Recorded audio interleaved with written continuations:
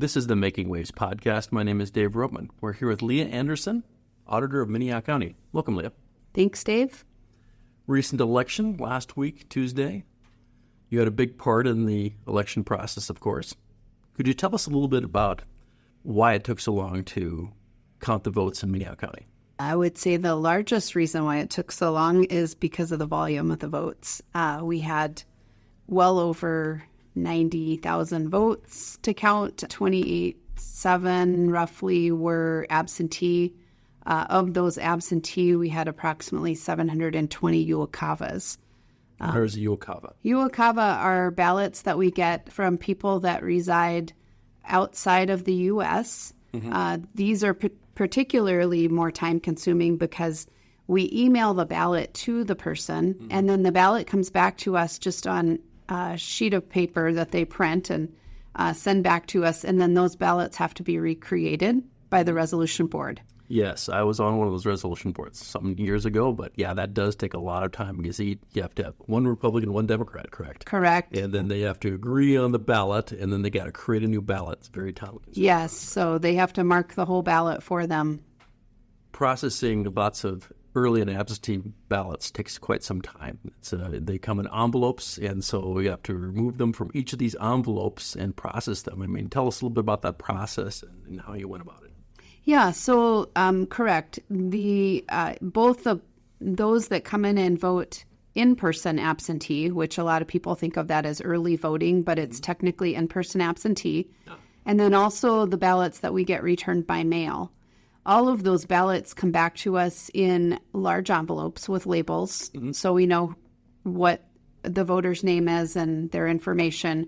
That's important because then the process that happens when they first come back to our office, first we have to verify the signatures, validate them. And so we try to do that all ahead of time as they're coming in.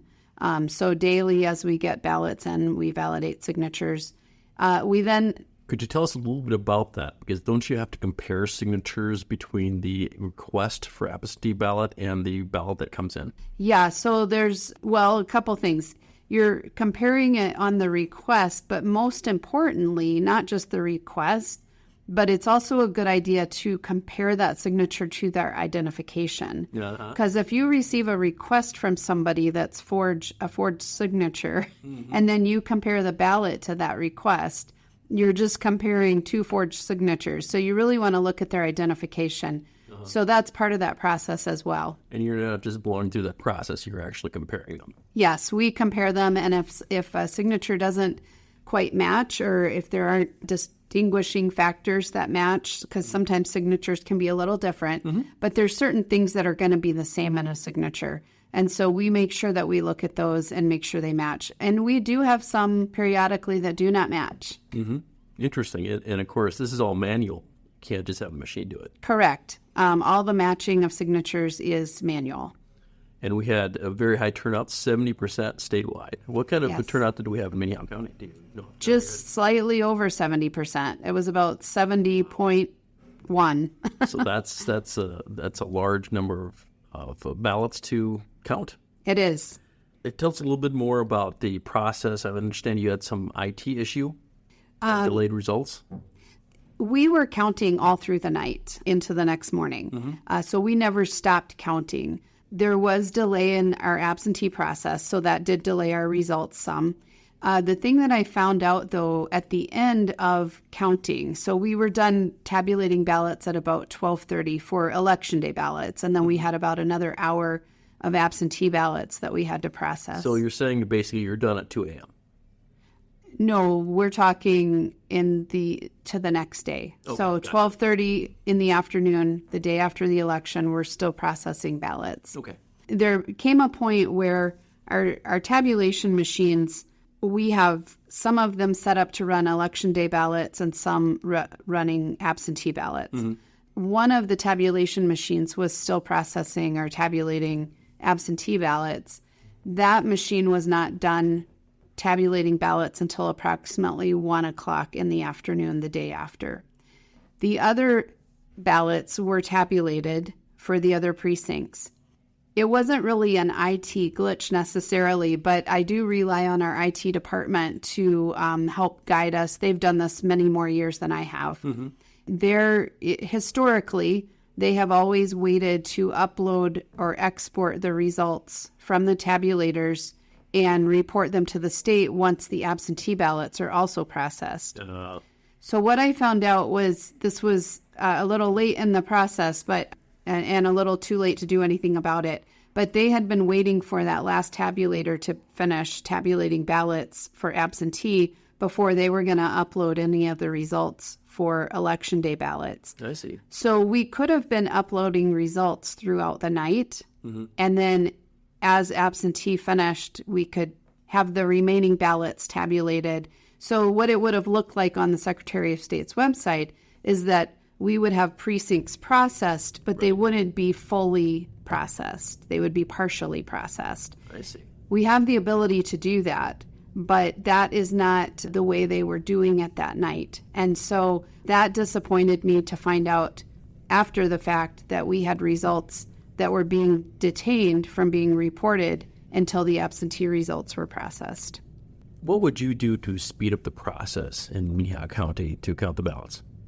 I think the best way to speed up the process is really if we had more space to have more people for the absentee board.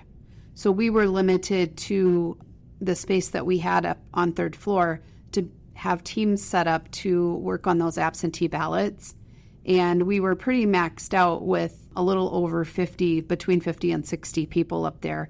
The space just gets a little tight when you need to set up tables and, you have people processing those ballots. So you basically have 50 or 60 people maximum processing ballots. They have to open up these envelopes, they have to compare signatures, and they're working in what, teams of two? They're in teams of 3 for the absentee boards. So they're at a table, 3 people. So we're talking basically 20 teams. And so they can only do 20 at a time, basically at any one time. And you've got thousands and thousands of ballots. That's just going to take time to do that. Well, they're doing, let's say they're working on a precinct at a time. But in some of our precincts, for instance, 416, which is a large absentee mail-in precinct, there could be, 4,000 or 5,000 ballots that need to be done in that precinct. So it took multiple teams of 3 people to work on just that one precinct. No, my point is that it takes time to do all that stuff. It does. It's very time consuming. Yes. And so you need more space so you can create more teams of 3. Yes. That's what you're saying. Yes. Fair enough. Tell us about the process itself. How many steps does it take to process an absentee ballot? Absentee voting is the most time consuming. So not only does it take more time when let's say a person comes in and does in-person absentee voting, so they go through the process as they would on election day, but their ballot goes into an envelope. On election day, we have to take all those envelopes. First, we have to record the person's name in a poll list. We have to verify it against the registration list. So it's the same process that would happen at the polling place on election day. So we're going back through that one more time in person with our absentee board. So those 3 people sitting at the table are taking the envelope, reading off the name, just as if the person were to show up and vote in person. They write the name in the poll list. They check it off on the registration list. And then the envelope, when they get all done with that precinct, they open all those envelopes and separate the ballot from the envelope. You can stop you right here. So what's happening basically, so you open the polls at 7 a.m., they close at 7 p.m. So that's a 12-hour process of having in-person voting. But if you're doing absentee ballot, you're going through that same process after the polls have closed for the final count. So basically, that sounds like, you're repeating steps. The 12 hours that you would have had if they had come in person is something you have to do afterwards. Kind of. So we notify the parties ahead of time. So we notified the parties 10 days prior to the election and said, we're going to start that process before close of polls. Gotcha. We can start that process on election day. So we started that process so we had our supervisors come in at 8 in the morning. the people processing those ballots came in at 9 o'clock in the morning. So they could start that process, but we can't tabulate those ballots until they're done going through that process. So let's say we have a precinct that has 1,800 people that voted absentee. They still have to write down those 1,800 names in the poll list, just like they would at the polling place, which could take them several hours to do that. And then they have to unfold all those ballots, because this time the ballots were longer, so every ballot was folded. So they're taking them out of the envelope, they're unfolding the ballot, then they're sending them over to the tabulation center to be tabulated. Same thing happens with those ballots that would with Election Day ballots, except since they're all folded, we have to try to get them as flat as possible to go through the tabulator and not jam. I know in the past we've had, especially with the older tabulators, those folded ballots would oftentimes rip. And then you have to send it to the resolution board to be resolved. Because it's ripped, you got to create a new ballot. And that's another process. It is. So there's so many steps that have to happen. Everything takes longer, and especially it takes longer with absentee. So what would you do to speed up the process in Minnehaha County? To speed up the process, other than having more people to process more ballots, I think that's the only way to speed up the process. In the case of this election, had I had additional teams come in, fresh people of 50 a couple times throughout the night, we still would have not been done any sooner. We would have just had fresh eyes on it. It might have sped up the process by a couple hours, but we still had to go through all those steps. Fatigue is a factor. Ballots. Yeah. But also space. You basically need more space, and you need more people and more teams. Yes. Pretty straightforward. It is. Could you tell us a little bit about the tabulators themselves? I mean, are there any issues with the tabulators? How do they work? I mean, a lot of people have talked about hand cutting versus tabulators. What are your thoughts about that? Tell us about the tabulators that you use. So the tabulators themselves, there's a lot of factors that go into the tabulators that people don't know about. One is all the testing that we have to do. So leading up to the election, we have to test those tabulators and run test ballots through multiple times. So we had 2 mock elections that we did. We also ran tests on other days. We did run ballots through that were folded, that were hand marked, that were machine marked, all kinds of different options just to make sure that everything was going to run well. Leading up to the election, actually, we had one tabulator that kept jamming. We had ES&S come out and do some maintenance on that tabulator, clean it, clean the rollers. The good thing that happened is that person that came out to do that maintenance showed me how to do the maintenance as well. So one thing that did happen on election night is we had the same problem on election night with that tabulator where it kept jamming. It kept the ballots were not running through well. And so I had to take that machine apart a bit and clean the rollers and do some work on it myself. So I was glad that I had that experience with the maintenance guy showing me that. But the tabulators themselves, while they can run a lot of ballots through, we're still dependent on that process of getting the ballots to the tabulators. So in this election, we had such a high turnout and we had such long ballots that when we opened the ballot boxes for Election Day, the ballots were just like completely scattered, and some were already partially ripped when we were trying to get them out of the ballot box. So trying to get those ballots ready to run through the tabulators took a lot of time in itself. Keeping the machines clean. But what we did when we started on Election Day, we had 2 tabulators. We have a total of 4. We had 2 of them set up to run Election Day ballots and 2 of them set up to run absentee ballots. The only difference in that, the ballots are the same, they run through the same, but we need to track our numbers for absentee and Election Day separately. So that's why we run ours separate. Through the night, as we got going, we could tell that the absentee process was going so slow that we needed to close out that one tabulator, that second one that was running absentee ballots. We needed to shut that one down and get it set up for Election Day ballots. And so we did that midway through the night so that we could run 3 tabulators with Election Day ballots. I remember several years ago, the county auditor was saying that he only had 3 tabulators. Now you've got 4. And he was saying back then that you needed 5. Would more tabulators help? again, it's a space issue. I don't believe we could even fit a fifth tabulator in the commission chambers and have room to work. So, ideally speaking, if you had extra space, how many tabulators would you need? How much space would you need? In an ideal situation, I would say if we had about twice the space we had on election night, so we were using the commission chambers, the training room, and the multipurpose room. If we had a much larger space, that would help tremendously. The other thing is with using separate rooms, I can't be in every room at all times.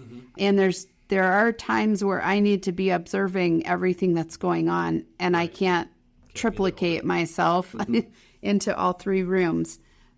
Space is definitely a factor. I know you brought up hand counting. One thing that we have never really looked at more recently is what would it look like if we were tabulating ballots at the precinct level.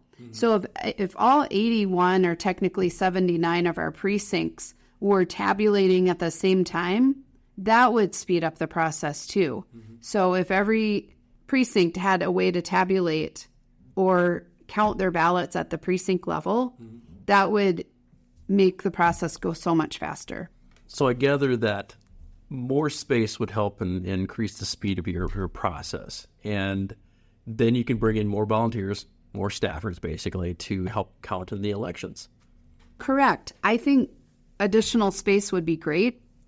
I think about it even with the storage of all of our supplies and preparing for the election. We literally are out in the hallways getting our supplies ready. Every space that we can find, we're utilizing to try to get things ready for an election. You've been out in the hallways doing stuff. These Yes. are not ideal spaces. No, there is space that I've asked for in our old public safety building, the lower level. It would be ideal if we could take some of that space and turn it into a dedicated area, and maybe not so much to run the elections out of, but at least to have our supplies organized so that we're not spinning our wheels and taking a lot of time to get ready for elections every time there's an election. This seems like it's a little bit important, and we should dedicate some more resources. I agree. I mean, our elections are the most important thing we do. And if we can't allow the necessary space and resources for that, I think we're not doing our citizens any favors with their tax dollars. Leah, thank you so much for being with us. Yeah, thank you, Dave. This has been the Making Waves podcast. My name is Dave Roman, and we've been with Leah Anderson, the auditor of Minnehaha County.